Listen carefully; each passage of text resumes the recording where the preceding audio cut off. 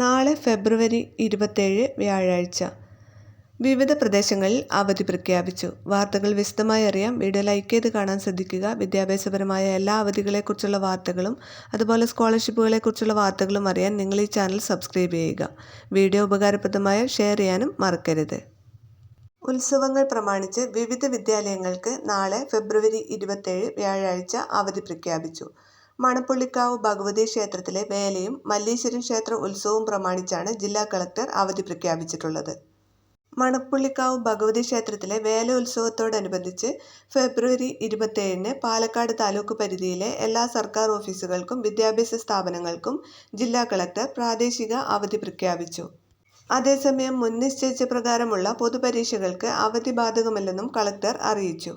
അട്ടപ്പാടി താലൂക്കിലെ മല്ലീശ്വരം ക്ഷേത്ര ഉത്സവത്തോടനുബന്ധിച്ച് ഫെബ്രുവരി 27 അഗളി, പുത്തൂർ, ഷോളയൂർ എന്നീ ഗ്രാമപഞ്ചായത്തുകൾ ഉൾപ്പെട്ട അട്ടപ്പാടി ബ്ലോക്ക് പഞ്ചായത്ത് പരിധിയിലെ എല്ലാ സർക്കാർ ഓഫീസുകൾക്കും വിദ്യാഭ്യാസ സ്ഥാപനങ്ങൾക്കും ജില്ലാ കളക്ടർ അവധി പ്രഖ്യാപിച്ചു. ഇവിടെയും മുൻകൂട്ടി നിശ്ചയിച്ച പരീക്ഷകൾക്ക് അവധി ബാധകമല്ല.